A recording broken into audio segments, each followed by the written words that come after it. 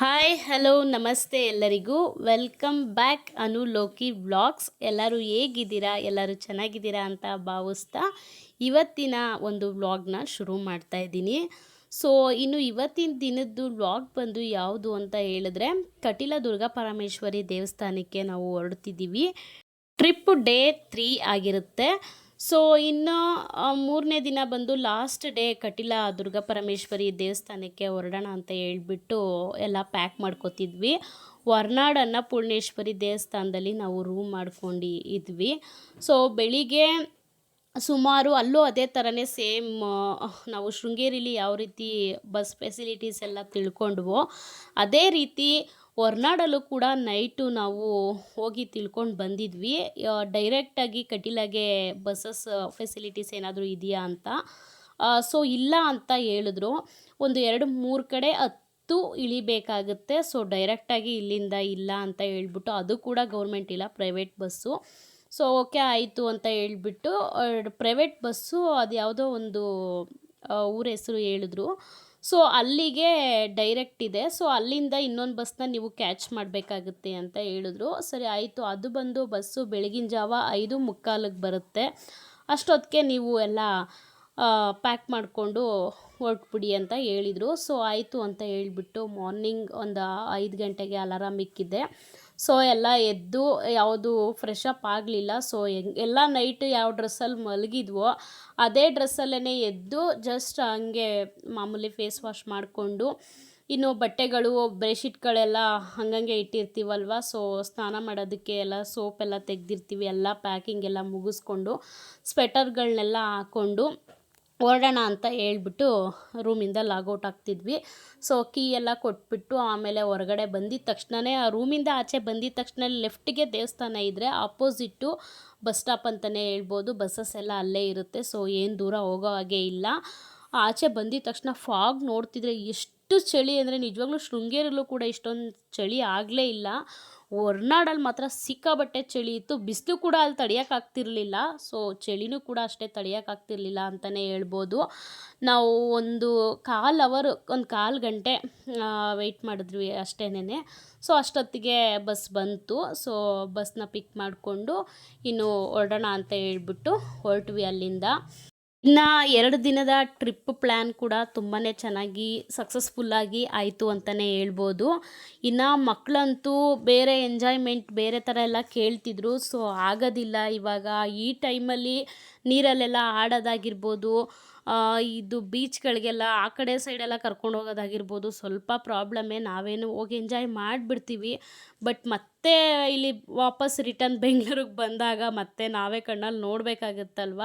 So ಅದೊಂದು ಹಂಗೆ avoid ಮಾಡಿ ಜಸ್ಟ್ ಮಕ್ಳಿಗೋಸ್ಕರ ದೇವಸ್ಥಾನಗಳಿಗಾದರೂ ಹೋಗಿ ಬರೋಣ ಅಂತ ಹೇಳ್ಬಿಟ್ಟು ಹೊರಟಿದ್ದಷ್ಟೇ, ಸಡನ್ನಾಗಿ ಪ್ಲ್ಯಾನ್ ಮಾಡಿದ್ದು.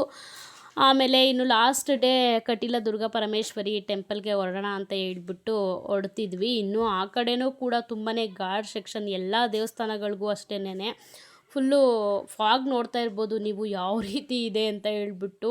ಸ್ವಲ್ಪ ಲೈಟಾಗಿ ಎಳೆ ಬಿಸಿಲು ಬರ್ತಾಯಿದ್ರು ಕೂಡ ಫಾಗು ಕರಗ್ತಾನೆ ಇರಲಿಲ್ಲ, ಅಷ್ಟು ಹಿಮ ಅಂತಲೇ ಹೇಳ್ಬೋದು. ಇಲ್ಲೂ ಕೂಡ ಎಲ್ಲ ಪೂರ್ತಿ ಆವಾಗಲೇ ಹೇಳ್ದಂಗೆ ಘಾಟ್ ಸೆಕ್ಷನ್ನು. ಇನ್ನು ಸುಮಾರು ಒಂದು 3 ಅವರ್ ಜರ್ನಿ ಆಗೋಯಿತು ಅಂತಲೇ ಹೇಳ್ಬೋದು. ತುಂಬ ಲಾಂಗ್ ಜರ್ನಿಗಳೇ ಆಯಿತು. ಇನ್ನೊಂದೇನೆಂದರೆ ಬಸ್ಸಸ್ಸಲ್ಲೆಲ್ಲಾದರೂ ಹೋಗಬೇಕು ಅಂದರೆ ಮಕ್ಳಿಗಂತೂ ಎಕ್ಸ್ಪೆಷಲಿ ತುಂಬಾ ವಾಮಿಟಿಂಗು. ಅದನ್ನು ಅವಾಯ್ಡ್ ಮಾಡಿಕೊಂಡು ತುಂಬಾ ಸ್ವಲ್ಪ ಜರ್ನಿ ಮಾಡಬೇಕಾದ್ರೆ ಬಸ್ಸಸ್ಸಲ್ಲಿ ಸ್ವಲ್ಪ ಮಕ್ಳದ್ದು ಒಂದು ವಾಮಿಟಿಂಗ್ ಪ್ರಾಬ್ಲಮ್ ಆಯಿತು ಹೊರ್ತು, ಅದು ಬಿಟ್ಟರೆ ನಿಜವಾಗ್ಲೂ ತುಂಬಾ ಚೆನ್ನಾಗಿ ಎಲ್ಲ ದರ್ಶನಗಳಾಗಿರ್ಬೋದು, ದೇವಸ್ಥಾನಗಳಲ್ಲಿ ರೂಮ್ಸ್ ಆಗಿರ್ಬೋದು, ಏನಂದರೆ ಏನು ಪ್ರಾಬ್ಲಮ್ಸ್ ಆಗಲಿಲ್ಲ. ತುಂಬ ಅಂದರೆ ತುಂಬಾ ಖುಷಿ ಆಯಿತು ಅಂತಲೇ ಹೇಳ್ಬೋದು. ಏನು ಒಂದಿಷ್ಟು ತೊಂದರೆ ಕೂಡ ಆಗಿಲ್ಲ. ಆಮೇಲೆ ಅದಾದಮೇಲೆ ಇದು ಯಾವುದೋ ಒಂದು ಊರು, ಬಟ್ ಊರ ಹೆಸರೆಲ್ಲ ನನಗೆ ಮರ್ತೋಗ್ಬಿಟ್ಟಿದ್ದೆ, ಬರ್ತಿಲ್ಲ. ಸೊ ಅಲ್ಲಿ ಇಳ್ಕೊಂಡು ಅಲ್ಲಿಂದ ಇನ್ನೊಂದು ಬಸ್ನ ಕ್ಯಾಚ್ ಮಾಡಿಬಿಟ್ಟು ಅಲ್ಲಿಂದ ಡೈರೆಕ್ಟಾಗಿ ಕಟೀಲಾಗೆ ಇದೆ ಅಂತ ಹೇಳಿದ್ರು. ಸೊ ಅಲ್ಲಿಂದ ಡೈರೆಕ್ಟಾಗಿ ಕಟೀಲ ಬಸ್ನ ಹತ್ಬಿಟ್ಟು ನಾವು ಹೊರಟ್ವಿ ಕಟೀಲಾಗೆ. ಸುಮಾರು ನಾವು 5:45ಗೆ ಇಲ್ಲಿ ಬಿಟ್ಟಿದ್ದು. ಸುಮಾರು ಒಂದು 10:30-11 ಗಂಟೆ ಅಷ್ಟೊತ್ತಿಗೆ ಅಲ್ಲಿಗೆ ರೀಚ್ ಆದ್ವಿ. 10:30ಗೇನೋ ರೀಚ್ ಆದ್ವಿ ದೇವಸ್ಥಾನದ ಹತ್ರ. ಸೊ ಅಲ್ಲೂ ಅಷ್ಟೇ ದೇವಸ್ಥಾನದ ಹತ್ರನೇ ಪಕ್ಕದಲ್ಲೇ ಬಸ್ ಸ್ಟಾಪ್ ಇದೆ. ಸೊ ಜಸ್ಟ್ ಅಲ್ಲೇ ದೇವಸ್ಥಾನದ ಹತ್ರ ಬಸ್ ಸ್ಟಾಪ್ ಹತ್ರ ಇಳಿದ್ಬಿಟ್ಟು ಒಂದು 5 ನಿಮಿಷ ವಾಕಬಲ್ ಅಷ್ಟೇನೆ ದೇವಸ್ಥಾನಕ್ಕೂ ಬಸ್ ಸ್ಟಾಪ್ಗೂ. ಇನ್ನು ಹೊರನಾಡಲ್ಲಿ ಆಪೋಸಿಟ್ಟೇ ಇದೆ. ಶೃಂಗೇರಿಲಿ 5 ಮಿನಿಟ್ಸ್ ವಾಕಬಲ್ ಇರುತ್ತೆ ದೇವಸ್ಥಾನಕ್ಕೂ ಬಸ್ ಸ್ಟಾಪ್ಗೂ. ಇಲ್ಲೂ ಕೂಡ ಕಟೀಲ ದುರ್ಗಾ ಪರಮೇಶ್ವರಿ ದೇವಸ್ಥಾನದಲ್ಲೂ ಕೂಡ ನೋಡ್ತಾ ಇರ್ಬೋದು ನೀವು. ನಾವು ವಾಕ್ ಮಾಡಿಕೊಂಡು ಹೋಗ್ತಾ ಇದ್ದೀವಿ. ಅಪೋಸಿಟ್ ಎದುರುಗಡೆನೇ ಕಾಣಿಸ್ತಿದೆ ದೇವಸ್ಥಾನ.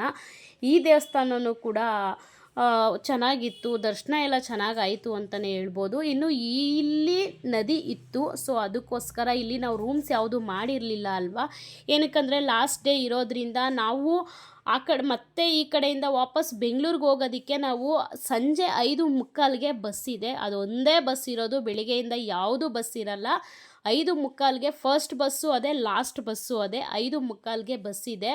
ಸೊ ಆ ಬಸ್ನ ನಾವು ಪಿಕ್ ಮಾಡಬೇಕಿತ್ತು. ಸೊ ಅದಕ್ಕೋಸ್ಕರ ನಾವು ಬೆಳಿಗ್ಗೆ ಎದ್ದ ತಕ್ಷಣವೇ ಬಂದ್ವಿ ಇಲ್ಲಿಗೆ ಬಂದು ಒಂದು 10:30 ಹಂಗೇನೋ ಬಂದ್ವಿ. ಆಮೇಲೆ ನದಿ ಹತ್ರ ಹೋಗಿ ಲಗೇಜ್ ಬ್ಯಾಗ್ಗಳನ್ನೆಲ್ಲ ಲಗೇಜ್ ಕೌಂಟ್ರಲ್ಲಿ ಇಟ್ಬಿಟ್ಟು, ಏನಕ್ಕಂದರೆ ನಾವು ರೂಮ್ಸ್ ಮಾಡಿರಲಿಲ್ಲ ಇಲ್ಲಿ.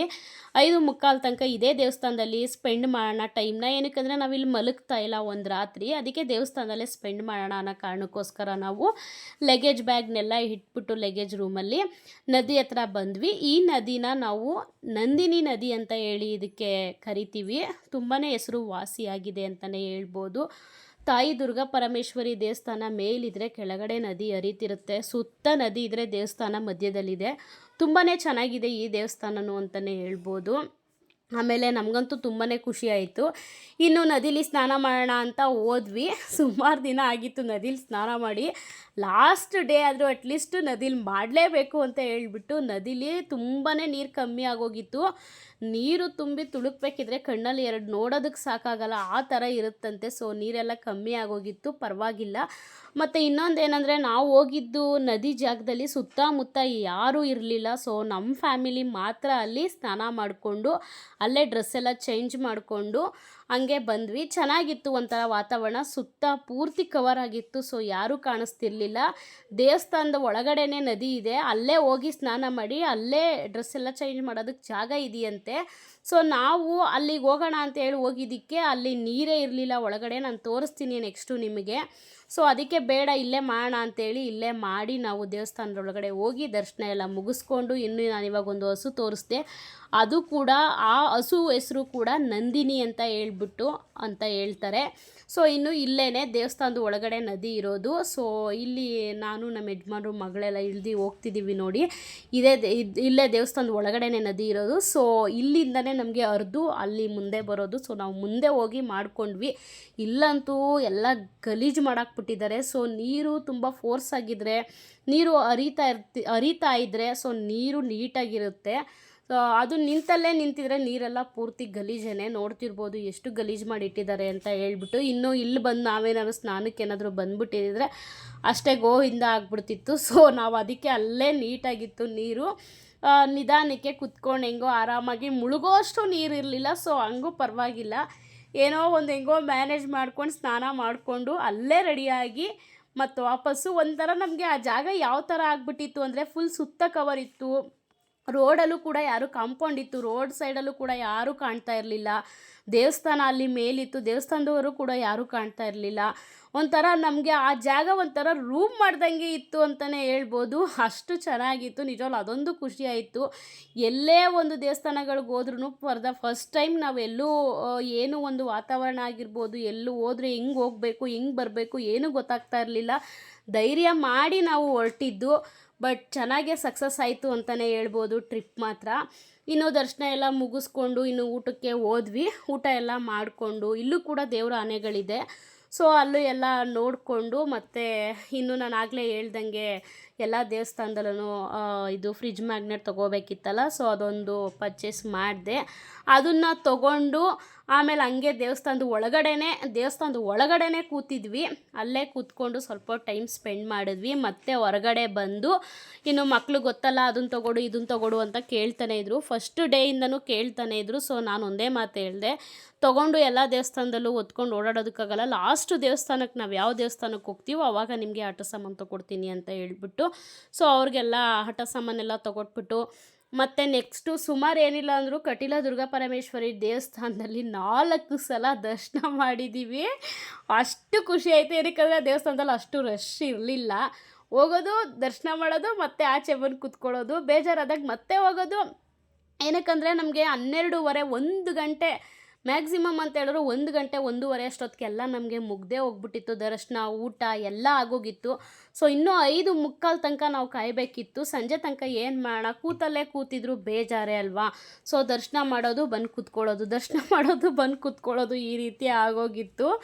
ಸೊ ಆಮೇಲೆ ಸುಮಾರು 4 ಸಲ ಕಣ್ಣು ತುಂಬ್ಕೊಂಡಿದ್ದೀವಿ ಆ ತಾಯಿನ. ಆಮೇಲೆ ಅಲ್ಲೆಲ್ಲ ದರ್ಶನ ಮಾಡಿಕೊಂಡು, ನಿಜವಾಗ್ಲೂ 3 ದಿನಕ್ಕೆ 3 ದೇವಸ್ಥಾನನ ಮುಗಿಸಿರೋದು ಅಂತ ಯಾರಾದರೂ ಕೇಳಿದ್ರೆ, ನಿಜವಾಗ್ಲೂ ನಾನೊಂದು ಮಾತು ಹೇಳೋದಕ್ಕೆ ಇಷ್ಟಪಡ್ತೀನಿ. ಚೆನ್ನಾಗೇ ಅನುಭವಿಸಿದ್ದೀವಿ ದೇವಸ್ಥಾನನ. ಆ ಪುಣ್ಯಕ್ಷೇತ್ರಗಳದ್ದು ಪವಾಡ ಆಗಿರ್ಬೋದು, ಚೆನ್ನಾಗೇ ಅನುಭವಿಸಿದ್ದೀವಿ ಅಂತಲೇ ಅದು ಫೀಲಿಂಗ್ಸ್. ಅದು ಹೆಂಗೆ ಹೇಳಬೇಕು ಅಂತ ನನಗೆ ಗೊತ್ತಾಗ್ತಾ ಇಲ್ಲ. ಸೊ ಆ ರೀತಿಯಾಗಿ ಒಂದು ದಿನಕ್ಕೆ ಮ್ಯಾಕ್ಸಿಮಮ್ ಅಂದರೂ 2 ದೇವಸ್ಥಾನನ ಕವರ್ ಮಾಡ್ಬೋದು. ಮತ್ತು 3ನೇ ದೇವಸ್ಥಾನಕ್ಕೆ ಹೋಗ್ಬೋದು ನಾವು. ಬಟ್ ಇಲ್ಲಿ ನಾವು ಒಂದು ದಿನಕ್ಕೆ ಒಂದೊಂದೇ ದೇವಸ್ಥಾನಗಳನ್ನ ಕವರ್ ಮಾಡಿದ್ದೀವಿ ಅಂದರೆ ಅದನ್ನು ಯಾವ ಥರ ಅನುಭವಿಸಿರ್ಬೋದು ಅಂತ ಹೇಳ್ಬಿಟ್ಟು ನೀವೇ ಊಹೆ ಮಾಡ್ಕೊಳ್ಳಿ. ನಿಜವಾಗ್ಲೂ ಒಳ್ಳೆ ಎಕ್ಸ್ಪೀರಿಯನ್ಸ್ ಅಂತ ಹೇಳ್ಬೋದು. ಬಟ್ ಟೈಮ್ ವೇಸ್ಟ್ ಇರ್ಬೋದು, ಆದರೆ ಮತ್ತೆ ಆ ತಾಯಿ ಮಡ್ಲಿಗೆ ಹೋಗಿ ಮಲಗುವಂಥ ಅವಕಾಶ ನಮಗೆ ಸಿಗಬೇಕಲ್ವಾ.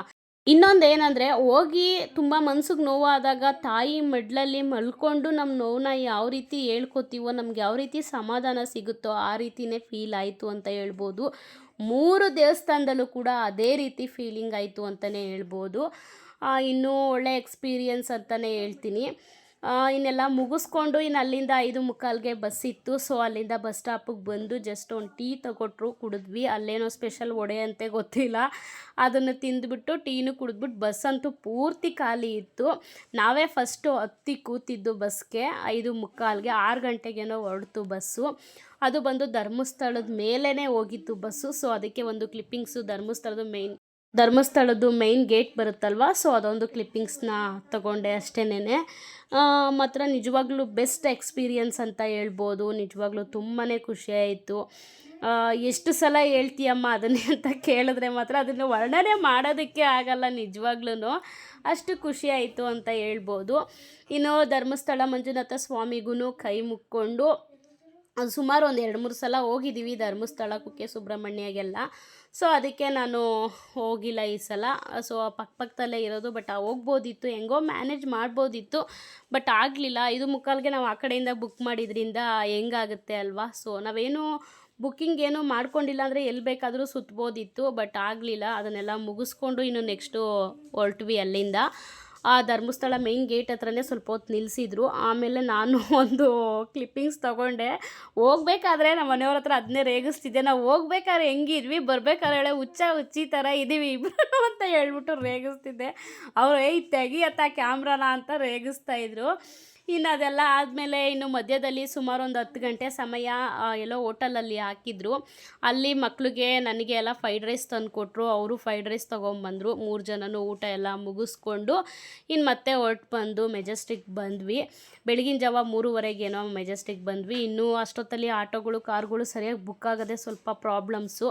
ಇನ್ನು ಕಾರ್ ಸಿಕ್ಕಿ ನಮಗೆ ಕಾರ್ ಬುಕ್ಕಾಗಿ ಮನೆಗೆ ಬರೋಷ್ಟೊತ್ತಿಗೆ 4:15 ಟೈಮ್ ಹಾಗೇ ಹೋಯ್ತು. ಟೈಮ್ ಎಲ್ಲ ಚೆನ್ನಾಗಿ ಪಿಕಪ್ ಆಯಿತು ಅಂತಲೇ ಹೇಳ್ಬೋದು. ಇನ್ನು ಚಳಿ ಇದ್ದಿದ್ದರಿಂದ ಕಾರ್ನೇ ಬುಕ್ ಮಾಡಿಕೊಂಡೆ. 4:15ಗೆ ಬಂದು ಸ್ವಲ್ಪ ಡ್ರೆಸ್ಸಸ್ ಎಲ್ಲ ಚೇಂಜ್ ಮಾಡಿಬಿಟ್ಟು ಮಲ್ಕೊಬಿಟ್ವಿ. ನಾವು ಮಲ್ಕೊಳ್ಳೋದಷ್ಟೊತ್ತಿಗೆ ಒಂದು 5 ಗಂಟೆ ಆಯಿತು. ಇನ್ನು ನೆಕ್ಸ್ಟ್ ಡೇ ಯಾವ ರೀತಿ ಇದೆ ಅಂತ ನಾಳೆ ವ್ಲಾಗಲ್ಲಿ ಬರುತ್ತೆ. ಸೊ ಇವತ್ತಿನ ಈ ವ್ಲಾಗ್ನ ನಾನು ಇಲ್ಲಿಗೆ ಎಂಡ್ ಮಾಡ್ತಾಯಿದ್ದೀನಿ.